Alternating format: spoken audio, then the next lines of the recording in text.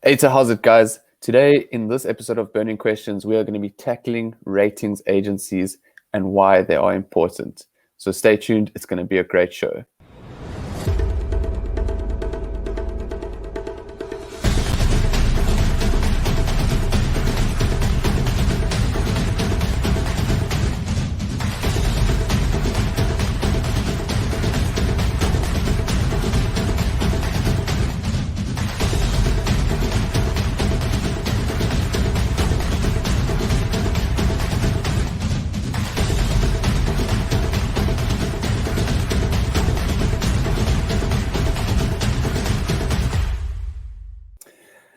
How's it, guys? Welcome to this week's edition of Burning Questions. Today, I have two incredible guests. I have Bheki Mahlobo from the Center for Risk Analysis, where he is an analyst, and the esteemed John Endres, who is the Chief of Staff at the Institute of Race Relations. Thank you so much for joining me, guys. So today's question is more of a comment made in response to one of Rian's TikTok videos. And I'm just going to play that video, and then we'll jump into exactly what we want to discuss about credit ratings agencies, which sounds quite scary, but it's quite an important topic and quite an important economic issue, concept and entity to understand. So let's take a look at Rian's video. Africa's economy shrank by 7% in 2020, the biggest since 1920, after being downgraded to junk status prior to the pandemic. With a debt to GDP ratio nearing 100%, this crisis can be solved by cutting public sector wages and spending programs, while implementing growth-friendly market policies such as required by the African Continental Free Trade Area via tariff liberalization, which would boost the incomes of 68 million Africans by $450 billion and lift 30 million Africans out of extreme poverty. If the ANC implements these measures, South Africa's economy can be saved. All right, cool. So, guys, in response to this video, we had a very interesting comment from one of our viewers, and essentially his comment was, and I'll bring it up on screen to share it with the audience, was that you do realize that ratings agencies are paid to give ratings, so in essence they are hogwash. So Sip Talk is making the argument that we can throw the baby out with the bathwater at a claim that because ratings agencies have to themselves be financially viable, we can ignore what they have to say. So I think before we jump into his comments, John, do you mind just telling us why ratings agencies are important and what they actually do for us? Yeah, so thank you for having me on the show. Really appreciate it. And ratings agencies, as you say, sound quite scary, but they're actually sort of a response to a need in the market. And the background is that governments usually spend more money than they collect.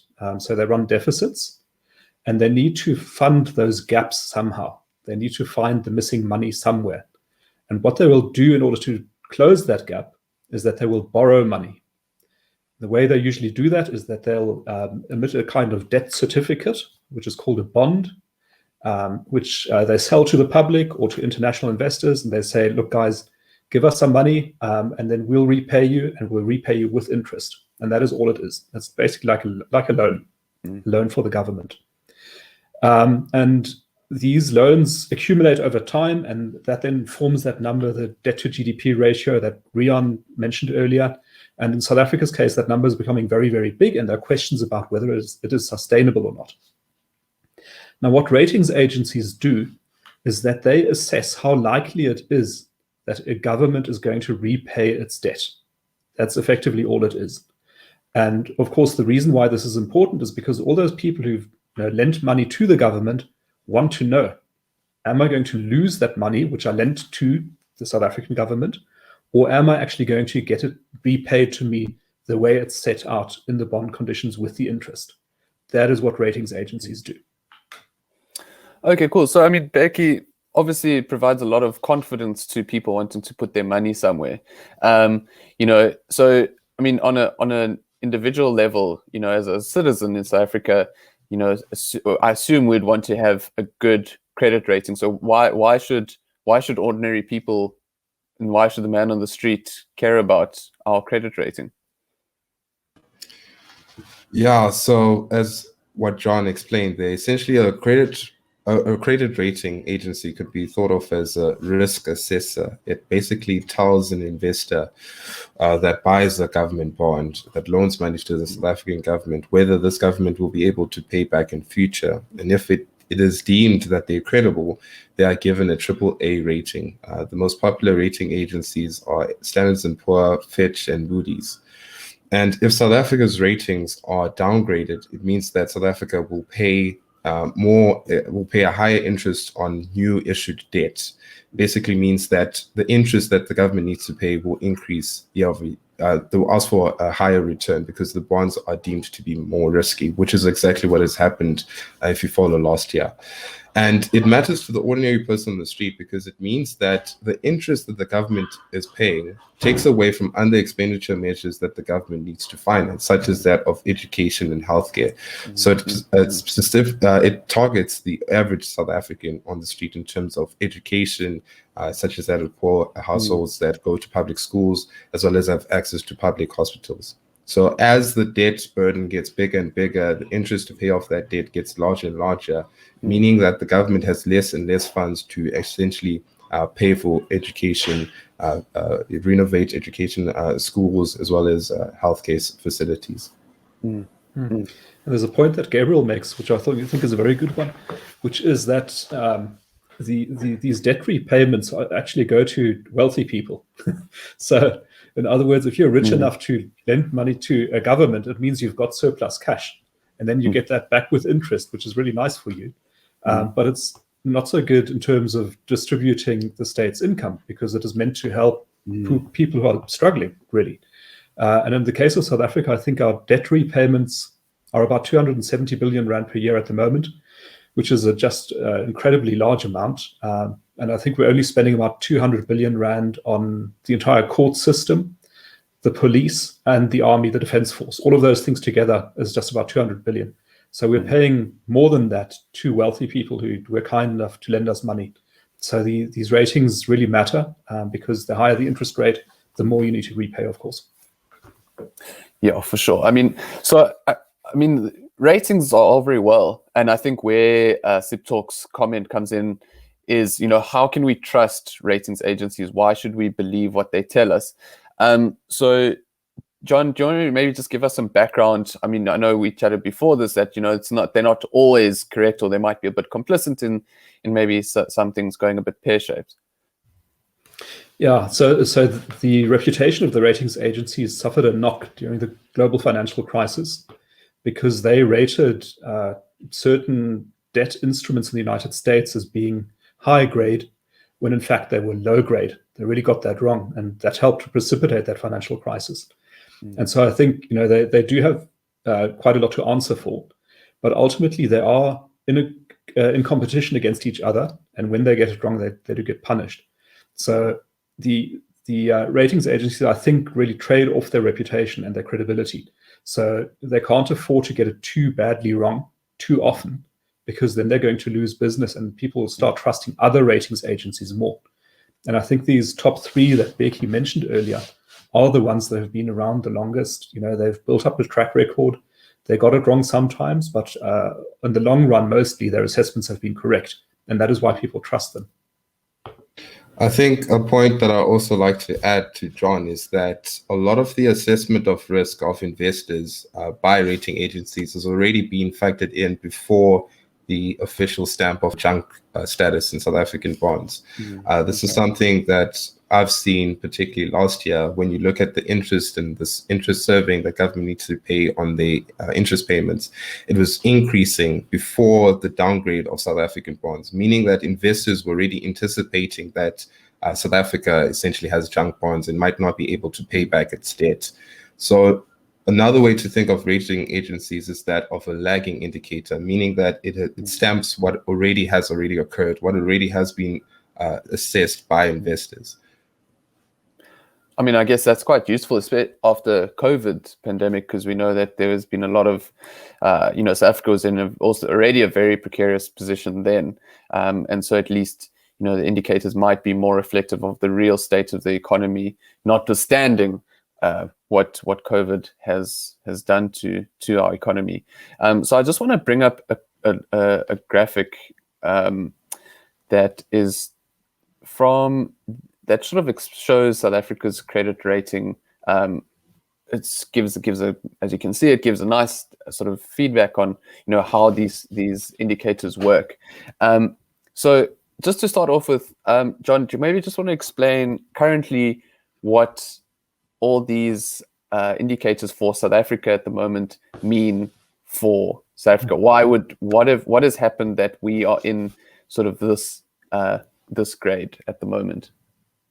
Yeah, I think maybe just a quick word on the table itself. So you'll see that there's lots and lots of steps in this table. Upper medium grade, lower medium grade, speculative, substantial risk, etc., etc. Those are your rows, and then your columns are the main ratings agencies, which are the three that Bheki mentioned, plus DBRS. And AAA, as you said, is prime. It's the best you can get.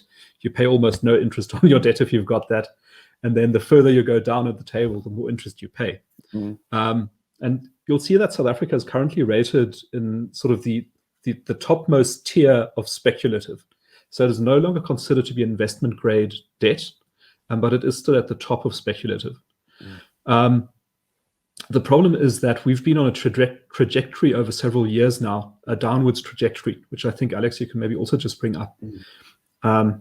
So you can see it's not a fluke that we're at this level at the moment. If you could just scroll a bit further down. Thank you, that's perfect. You'll see that we improved our credit rating during the Trevor Manuel and Thabo Mbeki time especially, and we got into that investment kind of level, which was a really remarkable feat. During that time, we halved our public debt. We achieved a budget surplus between 2005 and 2007, I think, and this was really a time of very strong financial management and strong management of the economy and very good macroeconomic stats that we had during that time. Then 2007, 2008, two things happened. One is the global financial crisis. The other is the election of Jacob Zuma and his faction as leader of the ANC and of the country. And what we're seeing here is the constant stepping down, all the steps into speculative territory. And that's a reflection of a lack of trust of the international investors in the economic management of the ANC government. So in a nutshell, really, this is what it reflects. It's trust or lack of trust in government performance. So, Bheki, I mean, we've just had news yesterday that, Zuma is finally going to prison, alas, for contempt of court and not all the misdemeanors necessarily of the past. Now, he came to power and since his reign and, our 9 or 10 wasted years, but he's been arrested for corruption. But corruption in and of itself isn't necessarily what's giving into this lack of confidence in South Africa's economy. And so, do you maybe just want to touch on why investors lack so much confidence in South Africa, and maybe just give one or two, if you were in Mbowene's shoes right now, what are one or two things that you would do in your first day of office to steady our ship and improve our ratings? Yeah, so Alex, there's a point that you actually highlighted, and it's quite significant, and that is that of corruption. Corruption is that of a symptom of the broader thinking of the ANC, and that is as you can see in this graph here, the shift within the thinking of the ANC from policies that enable growth, that enable the cutting of government debt and led to a budget surplus, to that also led to an increase in trust in South African bonds, to policies that are wealth destruction, that have resulted in an increase in our debt, as well as high budget deficit levels. I mean, these are deficit levels seen in times of war times in South Africa's history. And so what I would do if I was a policymaker within the ANC is, firstly, the first thing that needs to be done is that we need to implement policies that enable growth. It means actually looking at the labor markets and enable young people to work within the labor market and enable businesses to be able to start to establish themselves as well as operate as normal. That would mean the cutting of policies, complete scrapping of policies such as EWC, which threatens investment in the country as well as fixed investment levels in the country. From that level, I'll completely sell all SOEs or SOEs that are run badly and are hugely in debt, and completely sell them off so that they don't become a burden on the state. That will allow South Africa to basically cut down on its debt, and as well as focus on restructuring our debt obligations and paying off our debt, as well as cutting down of the civil service. That's what I'll do. Awesome. Yeah. John, any last thoughts that you'd like to leave our viewers and listeners with before we bring this to a close? I would just echo what Bheki said. I think you can't get away with policies that challenge property rights, undermine property rights, and expect your ratings to go up. That is the first thing you'd have to abandon. And then secondly, you really need growth-friendly policies and stop intervening in the market. And our government is intervening more and more. And our ratings will get worse and worse because we know that where the government intervenes, things go badly wrong. Like, Eskom, SAA, Denel, Prasa, Transnet, the whole slew of SOEs is badly managed. Government departments are not well run and really need much, much better labor policies, road-based policies, and property rights security. Then we can go back up those ladders, those steps. Yeah, absolutely. It's always an inherent contradiction that the government feels they must do more, and in fact they should actually be doing less and let the South African people take control of their own lives. Well, guys, unfortunately, that is all we have time for today. To all our viewers, thank you so much for joining us. Don't forget to like and subscribe, share with a friend. You can find this at 6 p.m. on YouTube, Facebook, and Instagram.